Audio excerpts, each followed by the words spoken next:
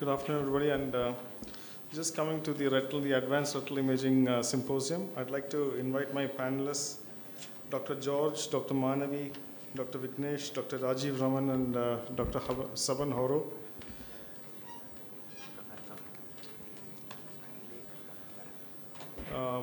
The format we have done is to present a few key medical retina diagnoses in the form of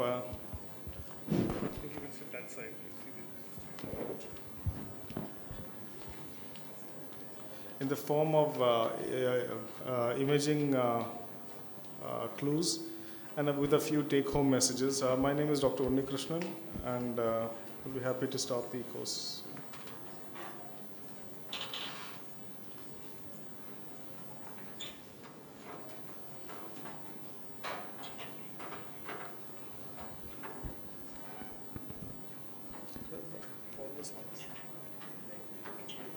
Okay. So without further delay, we'll start. And the first section, I'd like to invite Dr. George to start the proceedings. We will be showing a few key slides and images and pictures, and we'll try to derive some information from all of this. And as you know, Dr. George from the Aravind Eye Care System is a keen proponent and who is interested in CSC and pachychoroid. Dr. George, please. So could you start off by this simple description of what we see over here, please? Yeah, being an imaging session here, we need to see both the fluorescein and OCT side by side of this patient who has serous macular detachment with ink blot kind of leak. So this is typical of a acute central serous chorioretinopathy. And what do we see differently in this particular patient? Yeah, this also looks like a acute CSC, but here we have that yellowish fibrinous exudation at the temporal to the fovea, and we even see that non-specific atypical leak, which is neither into an ink blot or smokestack pattern. So it looks more as CSC with fibrinous exudation. So this is a particular thing that can be confused with CNVM. Some people confuse this with a CNVM sometime, but this is like a fibrin associated CSC.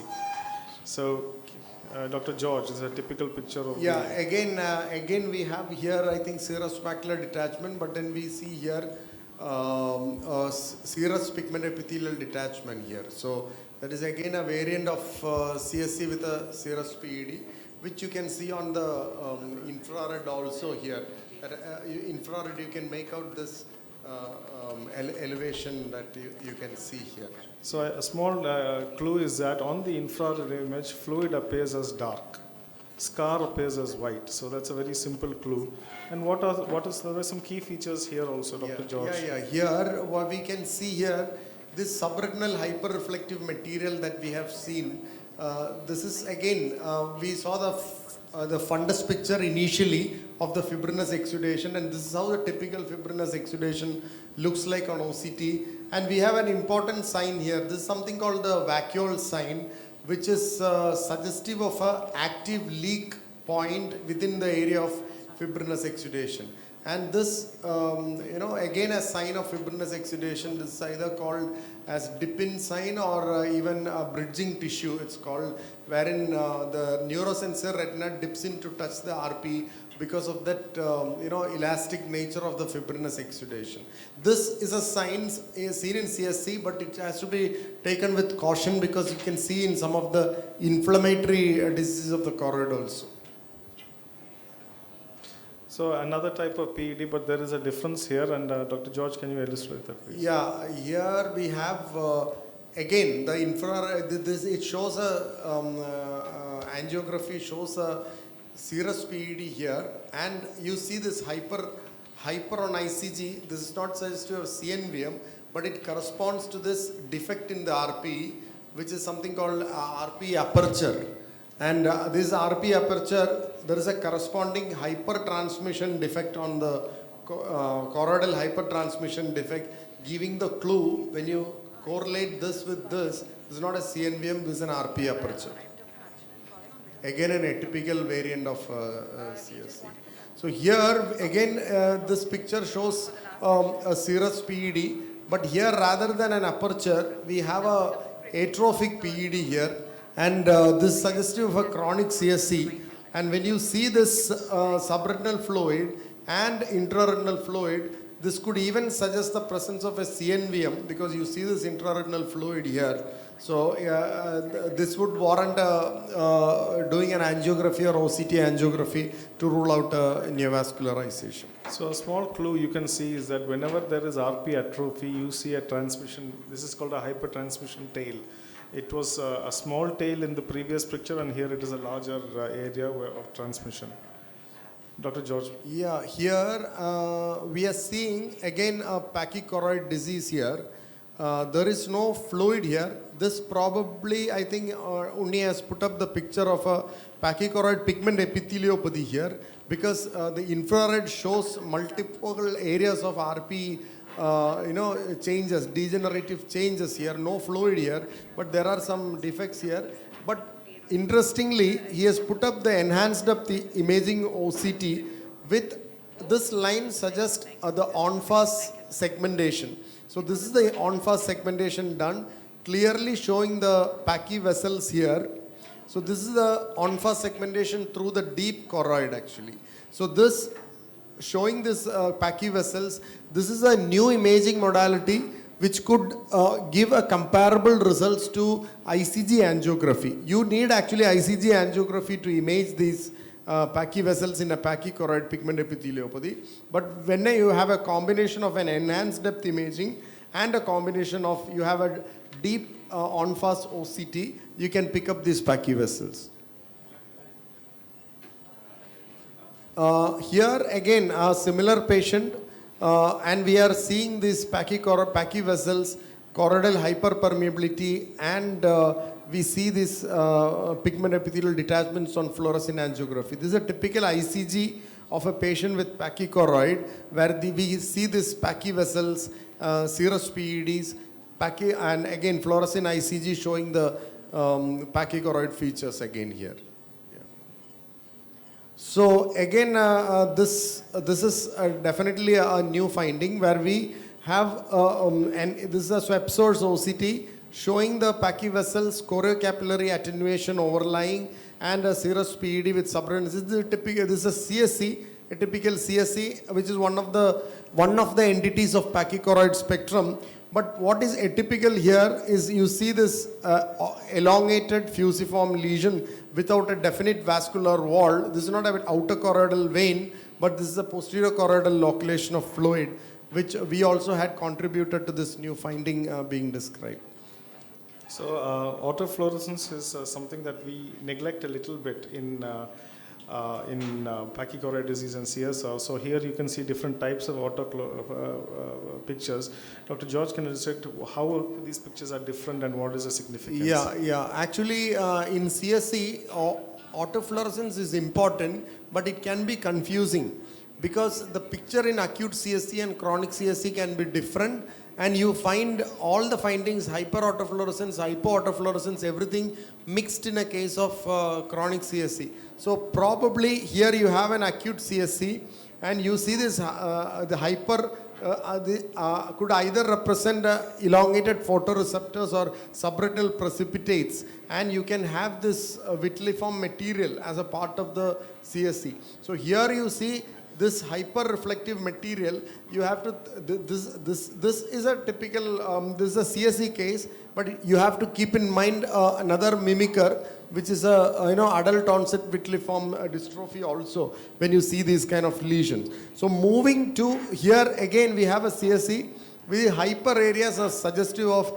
areas of RP,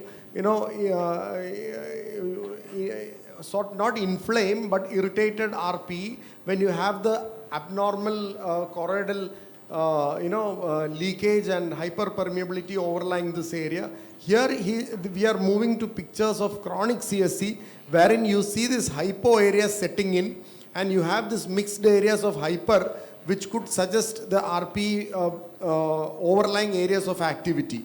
Here we have a late stage actually, and more of RP atrophy setting in or RP loss is setting in here with some areas of hyper. So this is a typical picture of a chronic CSC. So we'll just skip through this photo. I'm just going to say this here. The characteristic feature you see is a downward movement of the fluid, which is called a tract. But the difference between the right-hand picture and the left-hand picture is that on this picture you see the more extensive areas due to chronic subretinal fluid and irritation and atrophy of the RP, the retina. So Dr. George, can you comment about these? Actually, the fluorescent here, these areas are showing corresponding to this RP loss, and the autofluorescence gives us an extent of this disease actually.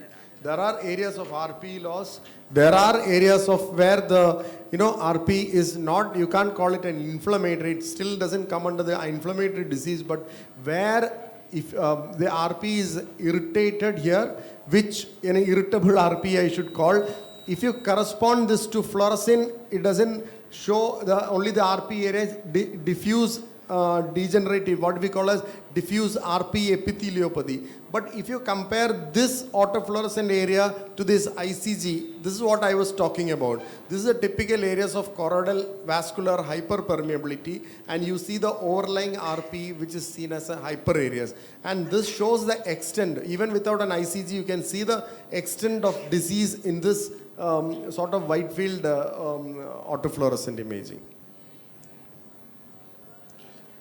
So here we have a chronic disease which has gone into a stage called cystoid macular degeneration. This is a CMD stage of the disease. This is one of the sequelae of CSC, late sequelae of CSC. This is not a CNVM. This is not a CNVM, but this is the area autofluorescence showing the RP loss here as a sequelae of the disease. And you have this irritable RP which suggests the overlying areas of active disease here on ICG angiography. So I think we'll just skip a few of these pictures and go to this particular thing. So George, could you? Yeah. Okay. See here this octa. He's showing a picture of octa in this scenario of CSC. To me, currently if you are doing clinical among the clinical applications of OCT angiography, chronic CSC with this picture is the most important clinical application of octa at present. So this picks up this subtle tangled network of neovascularization in the setting of a chronic CSC. So the same patient this is, and you see this tangled network in the avascular segment which correlates to this area of hyper here on autofluorescence or infrared imaging, and that corresponds to the flat irregular PED or FIPED, and you see the subretinal fluid of CSR with some fibrinous exudation. So in this setting, octa is invaluable in picking up this disease because the treatment is not focal laser or photodynamic PDT, treatment is with anti-VEGF therapy. So a quick comment, I think I'll summarize it. The role of autofluorescence is for RP health, which will be able to distinguish between disease going from acute to multifocal to extensive to chronic. The sequelae of chronic CSR include atrophy of the retina and cystoid macular degeneration. OCTA forms one of the most important tools to diagnose a secondary CNVM in CSC, and the pachychoroid assessment, the thick vessels underneath the choroid, form an invaluable tool to understand the origination, the pathogenesis of CSC. Thank you, Dr. George. You can contribute to the rest of the things also. So we'll go to our next session. I'll invite Dr. Saban to talk about some basic patterns that we see in the diagnosis of choroidal neovascular membranes. Dr. Saban. Yeah, the first picture where you see the infrared image, you can see there is one this thing of a circle over here, and that corresponding fundus autofluorescence, you see hypoautofluorescence along with the hyperautofluorescence. And then in the early phase of the FA, you can see this hyperfluorescence, which is same in size, and at the late phase it is increasing and showing leak and showing fuzzy margins over here. So this is a very typical case of CNVM where you need to treat with anti-VEGFs. And if you do a line scan through that, you can see the hyperreflective membrane over here, and there is subretinal fluid along with the subretinal fluid and intraretinal fluid over here, and then you see some hyperreflective, subretinal hyperreflective membrane over here. So I would like to summarize that you need an early frame and a late frame and an OCT to diagnose a classic CNVM.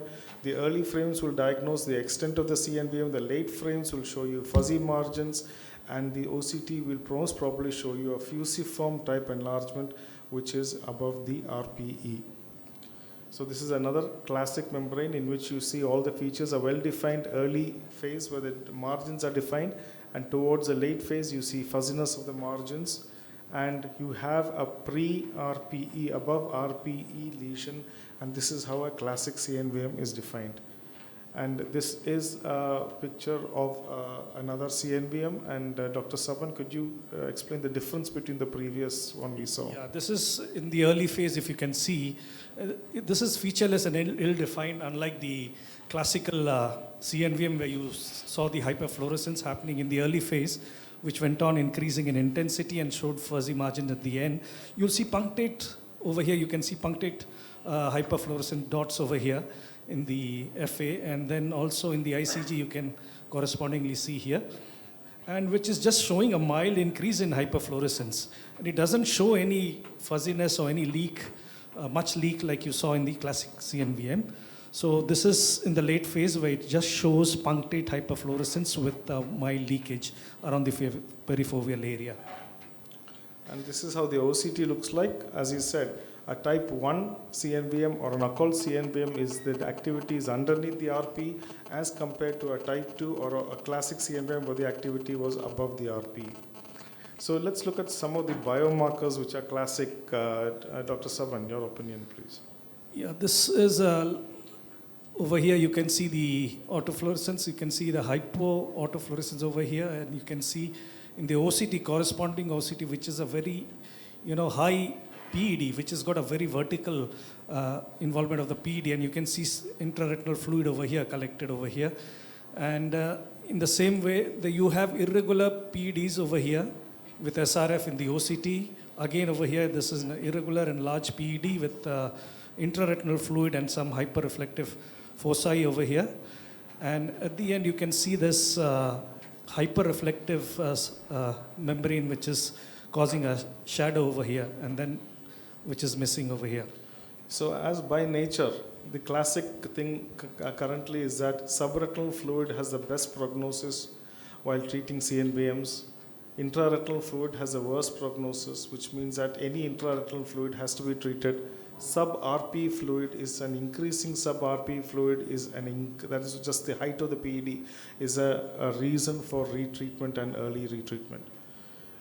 So these are some of the other features we find in OCT biomarkers. This is called a layering of the PED or lines or lamellae under the PED. Layering of a PED means chronicity of the disease and therefore resistance to anti-VEGF therapy over time. This particular feature is called outer retinal tubulation. So it is currently thought ORT or outer retinal tubulations is a photoreceptor protective mechanism where the photoreceptors all curl up together. It happens over degenerated RPE. That is, when the RPE degenerates the photoreceptor, it is an indication to resist further and active anti-VEGF therapy. So this is another example of that where you have a scar and over the scar you have fluid, but the fluid is not active. This is an example of degenerative CME, which happens because probably some amount of breakdown of the blood retinal barrier and you have persistent fluid. This fluid will not go away on treatment, and it is identifying this will allow you to stop anti-VEGF treatment and not give it consistently. Dr. Saban, can you talk to us about SR-Charan, please? Okay, so this is subretinal hyperreflective membrane again. You can see this autofluorescence here. You can see the hypo-autofluorescence here corresponding to that region, and there's a flat and irregular PED, and there is a subretinal hyperreflective membrane over here, but we do not see any leakage or much of a intraretinal fluid or subretinal fluid over here. So the key point about SHRM, any hyperreflectivity underneath the sensory retina, and above the RP is called SHRM. The problem, the poor prognosis comes when you have SHRM and it organizes. It becomes thick, it becomes well defined, which means that the fibrinous material or whatever is becoming a scar, and that is a poor prognostic feature. So as we said, the poor prognostic features including ORT, intraretinal fluid, presence of SHRM. Now we'll just go to the OCTA. This is quite important. When you see that you have a lesion here, like we said, diagnosed on a fundus fluorescent angiography, and then you have the lesion components. But the most brilliant thing about the OCTA is that you have the exact vasculature when you do an OCTA in CNVMs. Therefore, OCTA in diagnosing classic CNVMs form a very important part and parcel of the management nowadays. This is how well you can find the vessels when you do an OCTA in a classic CNVM. This is another example where you can see all these fusiform lesion and RP breach over here, and over here you see a well-defined vascular network. The vascular networks can be of multiple types. You can have a lacy pattern, which is well defined, and you can have something called a Medusa head pattern. And all these patterns have a different prognosis when it comes to treatment with anti-VEGF. Now, one of the most important features for uses of OCTA is now how to predict recurrence while the patient is on anti-VEGF therapy. So you can just look at this picture. Dr. Saban will talk to us about what are the features of recurrence in an OCTA. So in a recurrent OCTA, you'll see these vessels which are communicating over here. So these are the fine vessels which are communicating that say that it is recurrence. And the other one, when you see the fine ones, these are like thin hyperreflective areas of vessels over here that you see is a chronic one. So the appearance of small vascular channels and an anastomotic peripheral termination vessel going all around are signs of recurrence of a CNVM after treatment. So here you see another with a similar picture. So there's a vessel going around and fine vessels. I'd like to show you this picture also. This part is the inactive part where you see long filamentous, also called dead tree appearance. And here you see a fine vasculature with small vessels going all around, and this is the part that has become reactive again. So to take home message of this was that the angiography is required for diagnosis, not essentially, because it has been overtaken by OCT for diagnosis. There are certain features on OCT like intraretinal fluid, SHRM, presence of ORT, and multi-layering, which are poor prognostic features while treating CNVMs. But OCTA is very useful in a CNVM. The most important thing is monitoring the progress after treatment, looking for early recurrence so that you can treat CNVMs earlier than even the fluid appears. I'd like to go to section 3. Dr. Muna is not joining. She had an unfortunate incident. So I'll just go through this quickly and then we'll go to the next. Here we have a picture of a typical orangish red lesion. And here you have exudation, hemorrhage, all in the posterior pole. So these are images of a disease we currently call polypoidal choroidal vasculopathy, but it is currently called pachychoroidal aneurysmal type 1 disease. A very typical angiographic sequence where you see features happening, and over time, this is the main appearance, the appearance of nodular hyperfluorescence, also called polyps. So this is a very interesting, it's called a dynamic angiography, where you see the angiography picture while the dye is being injected. Here, I'd like you to concentrate here as the dye here. Do you see pulsations over here? Small pulsating, this particular area, you can see it pulsating. So this is a key feature of in the development and the diagnosis of polyp. It is called pulsatility.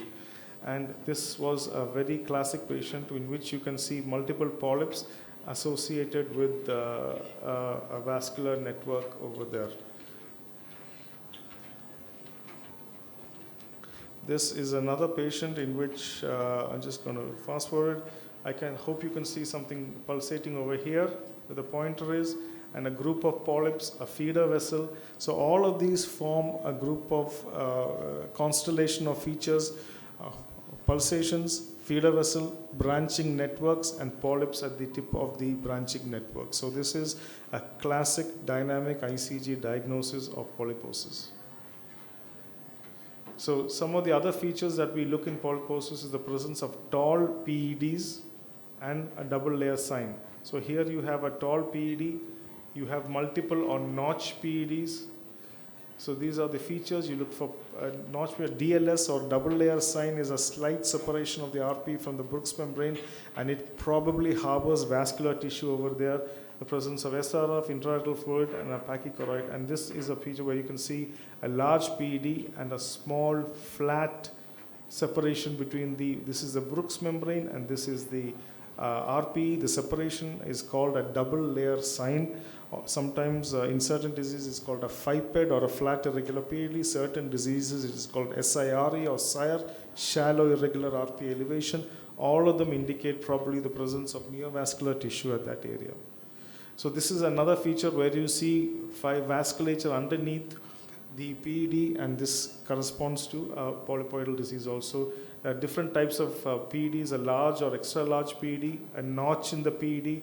This is called a thumb-shaped PED, and this is again a very tall PED, hemorrhagic, where you don't see the base layers. So different types of PEDs can happen in PCV. But the basic diagnostic criteria is ICG, but unfortunately that is not a device that everybody has, and therefore the current emergence of a non-ICG based diagnostic criteria for PDT, which will include one, the presence of seeing a sharp peak PED, an orangish nodal. There are different criteria, some treatment naive and some in post-treatment, and the presence of seeing a RP-like lesion or an ENFAS OCT complex. That is, this is the complex. When you pass a lesion, you see a wrinkling surface. That is a complex RP elevation on the ENFAS scanning. So again, once more, without ICG, based on these criteria, there is a 90% ability to diagnose PCV, and that is based on the seeing high peaked PEDs, notched PEDs, orangish lesions, and ring-like lesions underneath the OCT. So again, you can see a polypoidal disease over here and the presence of polyps. And this is an important point. OCTA is better than ICGA in diagnosing the branching vascular network, but is poorer than ICGA in diagnosing polyps. Polyps are seen better on ICGA. Branching networks are seen better on OCTA. So these are the different types of branching networks. I'm not just going to skip through these things. So the take-home message is that the diagnostic criteria for polyposis is still ICGA. There are a set of criteria which you can avoid using ICGA and use OCT to diagnose PCV. OCTA forms angiography. OCT angiography forms a key feature in diagnosis and prognostication of one component of the polypoidal disease, that is a branching neovascular network.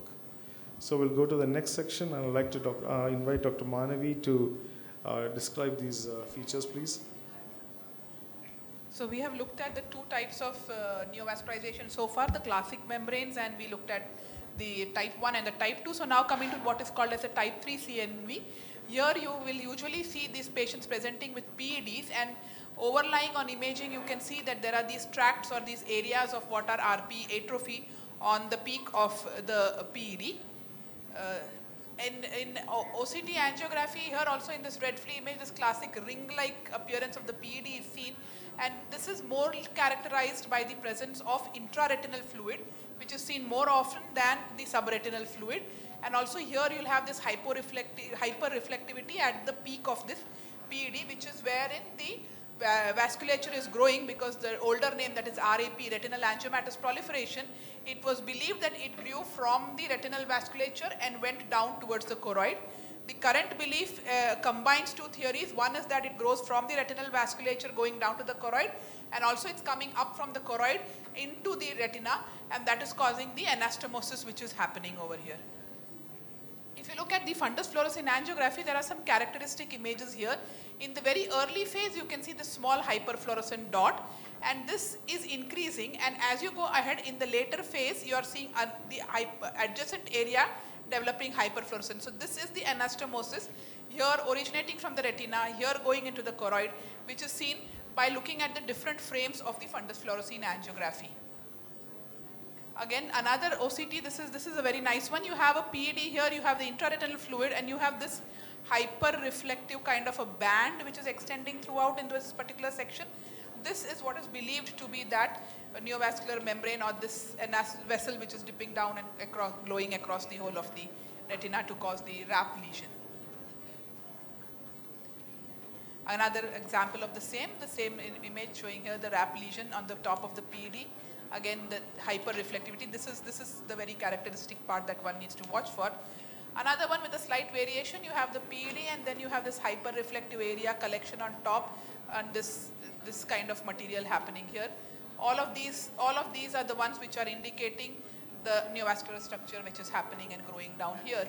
Again, in this angiography image, you have this reflective hyperfluorescent spot, which is arising in the early phase of the angiography, which keeps on increasing to give what is described as a spot-like appearance of a hyperfluorescence on the angiography image.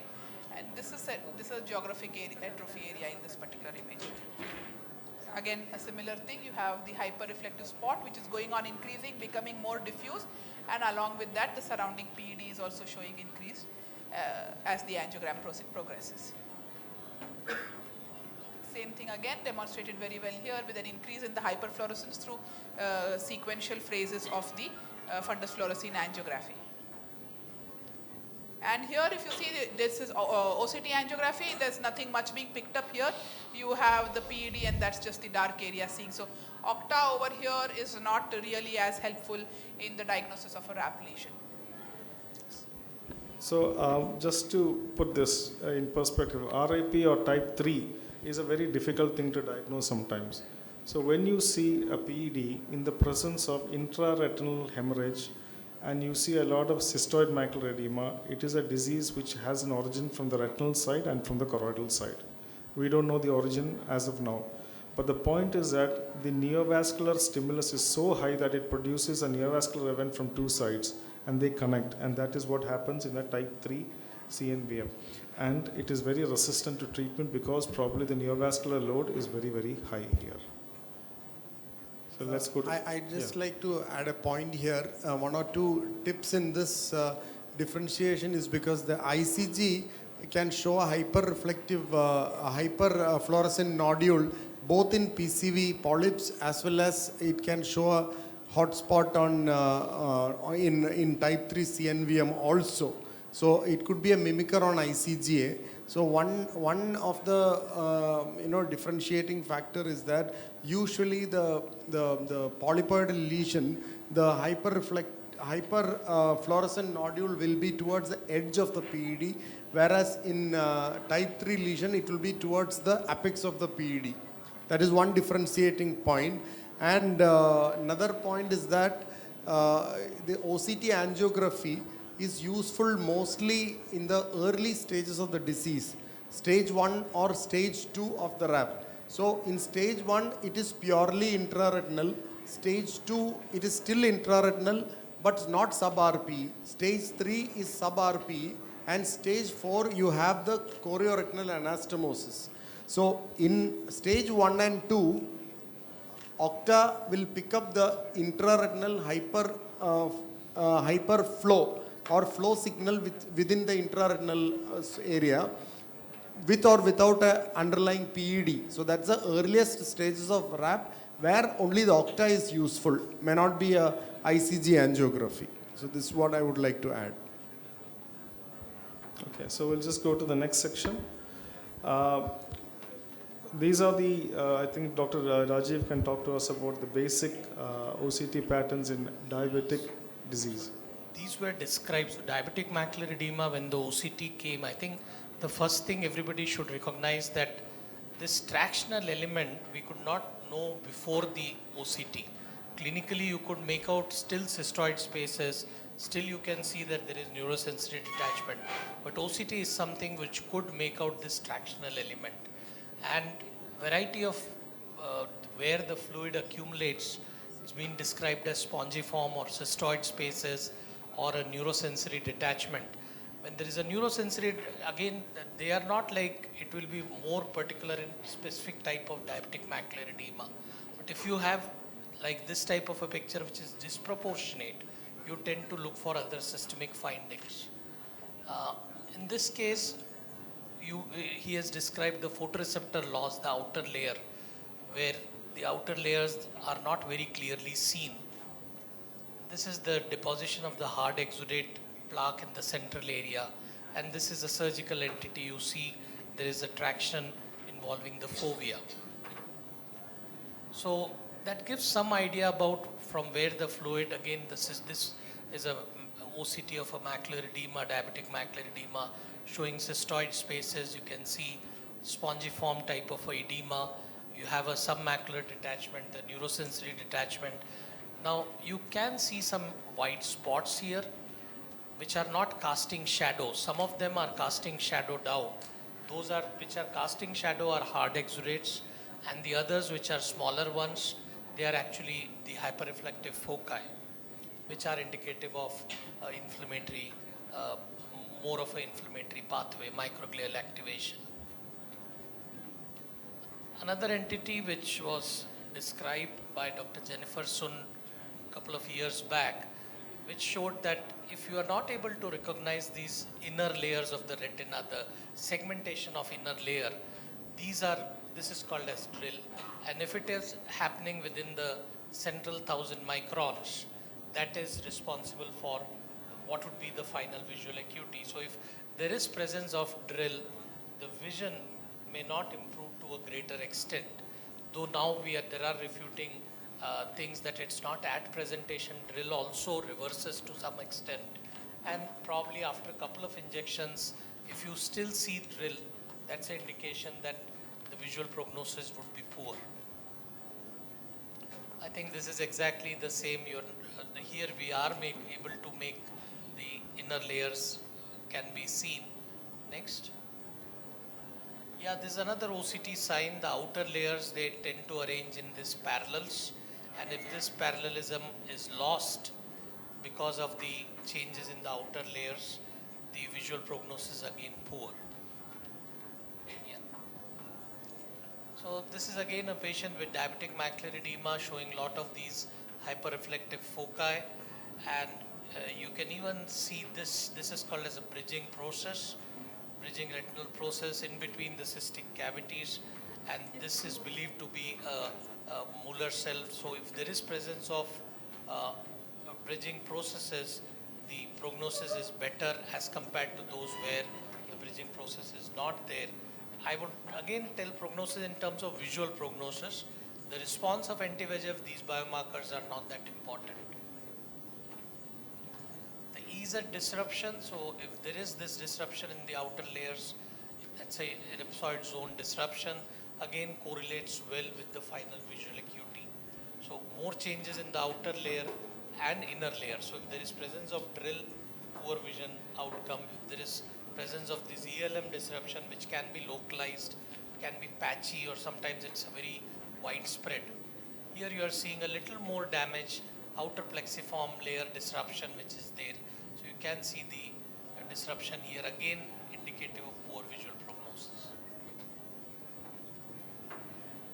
Again a case where you can see the hyperreflective foci and even the hard exudate. So these are, you can see this is causing a shadowing, that's a hard exudate, and some of them here which are not causing anything, that's the hyperreflective foci. So one thing about the hyperreflective foci that is being considered is that there is an inflammatory component to DME. So they are activated macrophages. So the more hyperreflective foci, there is a few potential studies which say that there is a possibility that they respond better to a steroid than to an anti-VEGF, and therefore counting the hyperreflective foci was in fashion for some time. There are studies that say they make no difference also, but it is an important sign to notice. More important is not to decide on the treatment, but if a patient is not responding and you see these hyperreflective foci, you tend to switch towards steroid rather than switching in between anti-VEGF. But it's not like if there is hyperreflective foci, you directly start with steroids. Yeah. I think the similar thing. Now, many times we get this hard exudate plaque at the fovea on even a color fundus you are seeing, and these are the sign of poor visual prognosis, and they tend to respond little poor to anti-VEGF. They still respond, but they need multiple injections. But if these are the ones which respond little better to steroid in clearing of the hard exudates. However, even if it clears, it leaves the area of RP atrophy, so visual improvement is not much. And these are the patients you should definitely look forward for the systemic control. Dyslipidemia is an important factor you should look for. We also sometimes see these turbid cysts in which you can see some hyperreflective material. And these are the cysts again believed to have more of inflammatory pathway. Sometimes it's called as fibrinous cyst or the turbid cyst. They again respond poor, they need more anti-VEGF injections. They again are believed to be an inflammatory marker in diabetic macular edema. RCMA, retinal capillary macroaneurysm, though we understand more macroaneurysm in hypertension, but sometimes the microaneurysms in diabetic macular edema may also be a little larger one. And OCT, you can see this hyperreflective one, and these are again poor responders to anti-VEGF. They are picked up actually on ICG. So nowadays we have started treating them based on ICG. So you do ICG, though it's not a diabetic macular edema, least you will expect in ICG. But these RCMAs are very well picked up, and you can do a targeted laser therapy for them. We do it with OCT on guided, so that this hyperreflectivity actually becomes hypo, and that's the indication that you have successfully treated it, and they need less injections then. Go back. The last one is the suspended scattering particle in motion. That's actually a feature on on OCT-A, where again you have the cysts, the intraretinal fluid having suspended particles, which you can see small dots, and these are again they indicate a little poor response. We really don't know whether they are inflammatory or not, but they have poor response to anti-VEGF. Just skip these couple of slides and okay, So that's the angiogram. Still, angiogram is important, especially at the base slide. Whenever you are planning to do a laser, you need to do a fundus fluorescein angiogram. Differentiating types of edema, though we can do it on OCT, but angiogram is more important for ischemia, extent of ischemia. Macular ischemia you can even get to know by a OCT, but the extent of macular the ischemia which is present, the wide field or a angiogram does an important role. So next is a new investigative modality that is coming into diabetic treatment, that is the ultra wide field angiography. I request Dr. Rajiv Raman to talk to us about how the ultra wide field is useful in DME and also in severer cases of NPDR and PDR. So couple of years back, we thought that we are now off FFA. We were only going towards OCT and OCTA, but more recently we have much evidence that there are a lot of information you can capture from the peripheral part of the angiogram. The wide field more than 100 degree till 100 to 200 degree, which we call as predominantly peripheral lesions. These are called as PPLs, and they are indicative of a couple of things. Like many times you may not see, classically you imagine this is the 7-field photography area and there is no NV or anything, but you do a wide field, you can make out a NV much in the periphery. So it definitely increases the stage of diabetic retinopathy, the severity level of it. And we have found that these peripheral lesions are also correlated to cardiovascular health now. And we need to note the amount of ischemia which is present can definitely be well documented. There are measures to quantify it too. You can see the extent of non-ischemia throughout only this part is the vascularized retina. Rest all is ischemic retina on a wide field angiogram.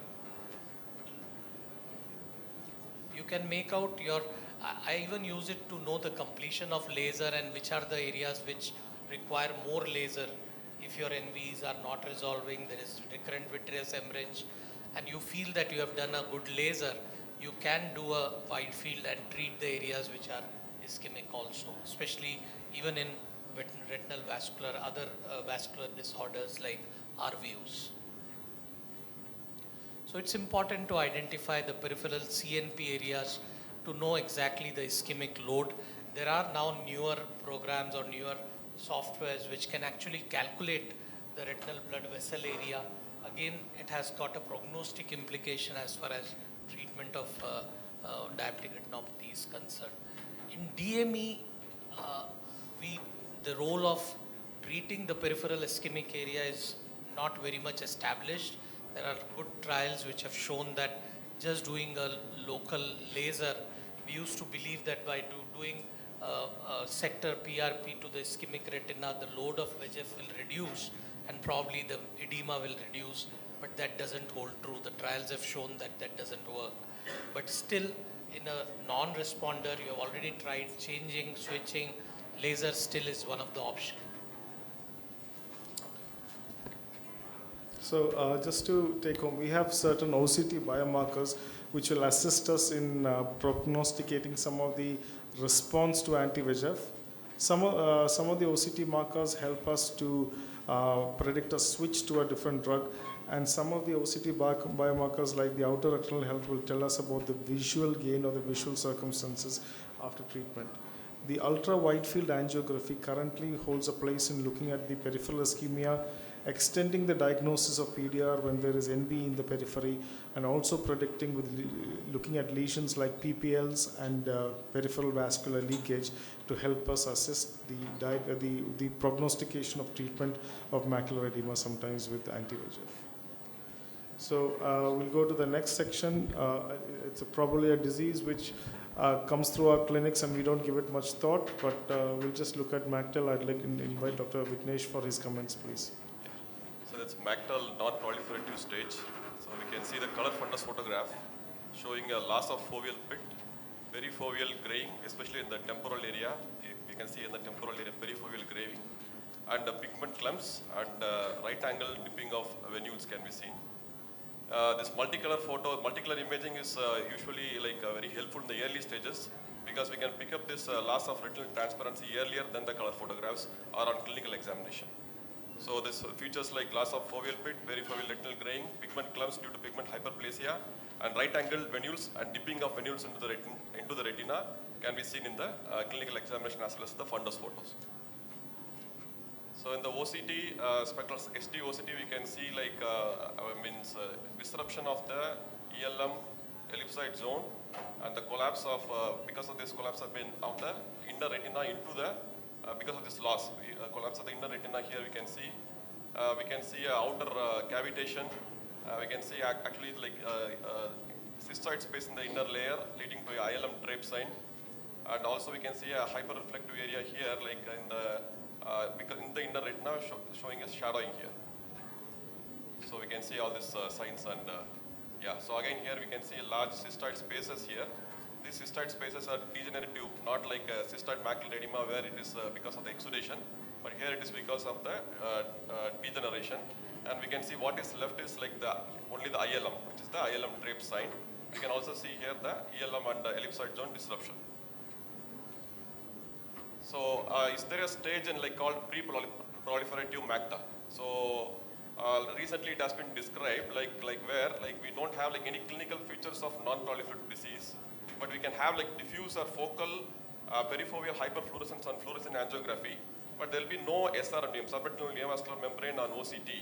However, we can see this bunching perifoveal capillaries and deep capillary plexus on OCTA. Also, there is a concept of the vascular invasion. So normally we in the avascular slab, we don't find any vessels there, but because of the atrophy of the layers, we can see the vessels present in the avascular zone due to the thinning of the retinal layers. So that is called the vascular invasion, but it is however not neovascularization. So here we can see the superficial vascular plexus, intermediate, deep. You can see here the transectic vessels, dilated vessels here in the temporal aspect more, and in the avascular zone. There is no vascular, I mean there was some like minimal changes there likely because of the vascular invasion. Here we can see the subretinal neovascularization, like where we can see in the FA, very classical leakage. And here we can see, here we can see the subretinal neovascular membrane with outer and inner retinal cavitation with the ILM drape sign. Also here. So here we can see the leakage of the subretinal neovascular membrane on the FFA, and here correspondingly we can see the edema as well as the subretinal neovascular membrane on the SDOCT. So here in the deep capillary plexus and the avascular retina we can see the neovascular membrane.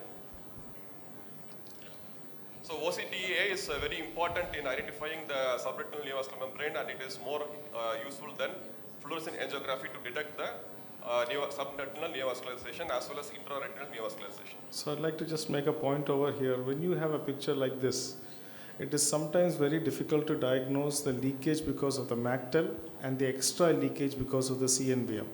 Now remember, angiography is a study of circulation, while OCT angiography is a study of derived vasculature. That is, wherever the RBCs flow, it is derived to be a vessel, and that is why this type of image comes out. That is, amongst all the fluorescent, you can still make out the blood vessel pathway, and that is the picture of over here. So here we have this superficial plexus. Till the deep plexus, everything is the same. You have dragging of vessels temporarily, but suddenly the AVZ is called the avascular zone, the area in which normally there is no vasculature, and here you see the CNVM. So that is how you diagnose a secondary CNVM in the presence of a MACTEL, that is looking for vasculature in the avascular zone. So the use of OCTA is to diagnose when a non-proliferative MACTEL tips the balance and becomes a proliferative MACTEL. And here are some of the examples again of a proliferative MACTEL. This is a new diagnosis in macular telangiectasia from some of the papers that have come from India also.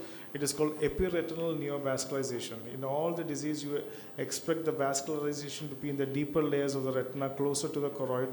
But in MACTEL, this feature, where the neovascularization is on the surface of the retina, has been described. It is called ERN or epiretinal. So you see some vascular tissue over here. It is like an outgrowth of neovascularization on the surface of the retina, and it has been described in MACTEL. So in these OCTA pictures, you can see here, you can see the proliferative tissue on the surface of the retina, and the origin is the telangiectasic vessels that are inside. And again, this is a slab of the vitreoretinal interface slab. This is the most superior slab of the OCTA, and you see new vessels there, but you also see new vessels as you go deeper, which means it is a continuation of the neovascular process onto the surface of the retina. So there are certain characteristic OCT features in MACTEL which will help you diagnose MACTEL, and some of the most one of the most common features is the ILM drape sign, which you can see and diagnose MACTEL very easily.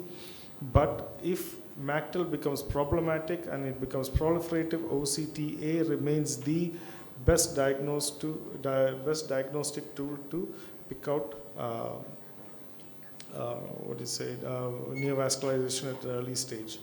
So I have one more section which I'm going to skip. This is about epiretinal membranes. So let's go once again. We can take any questions, or we can just go to a summary of all the features. Dr. George, in a word, could you just say about CSR and what you feel about it? Yeah, we already summed up that when you use a multimodal imaging of OCT, fundus autofluorescence, and the enhanced depth imaging OCT, along with ICG angiography, we can diagnose all the subtypes in a setting of a pachychoroid. It's important to understand that the features of pachychoroid, and then with autofluorescence we find that the disease entire extent can be made on autofluorescence, and OCTA, OCT angiography, is important to pick up in the setting of a chronic CSR. When you look at a subtle CNVM, OCT angiography will be the most important modality here. Dr. Saban, a few tips and take-home message regarding CNVM diagnosis. Yeah, OCTA and OCT macula is very indispensable nowadays because it's non-invasive and it is less time consuming, and you can pick up and diagnose most of the CNVMs with OCT alone. And if you need to know further, then you can do an OCTA. It's an adjunct to it, and it helps in saying whether the vessels are regressing or not regressing into your treatment and further, and mainly because it's non-invasive and less time consuming. Regarding PCV, I think one take-home message is that we need to be diagnosing PCV with the help of OCT itself and maybe not turn to ICG.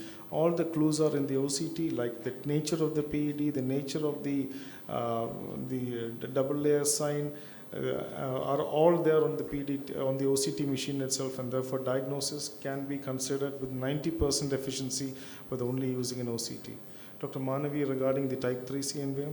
The type 3 CNVMs can be tricky to diagnose, can be noted by the typical hyperreflectivity seen overlying the PEDs in the OCT, the dual nature of the hyperfluorescence seen on the fundus fluorescein angiography, and as they are difficult to diagnose, they are also resistant to treatment and can need multiple repeated injection episodes for the patient.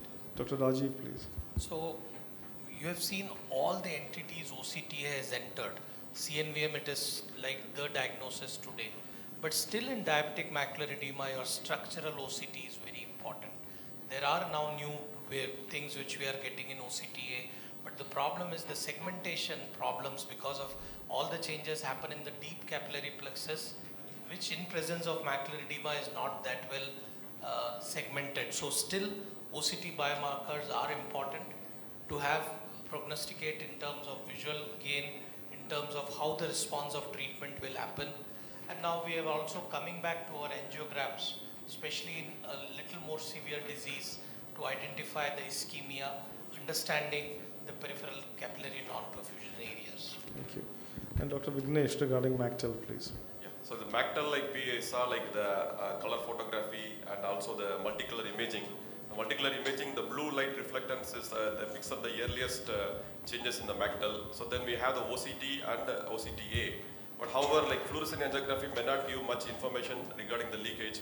So OCTA is better in delineating the vascular network in the avascular area so that the SRNVM is picked up easily. So OCT and OCTA are very important in MACTEL diagnosis as well as for the prognostication for the treatment part. So that was a summary of most of the multimodal imaging we have. There is a basic rule in clinical practices that do not order a test unless you know what you're going to do with the result. Okay, so that even if you're ordering a hemoglobin test, if you don't know what you're going to do with the result, you're stuck over there. So the same thing here. Every disease has got a preferred investigative modality. Knowing how to interpret that will help us in diagnosis, monitoring, and prognostication. Thank you very much, and I hope the course was useful to you. Thank you.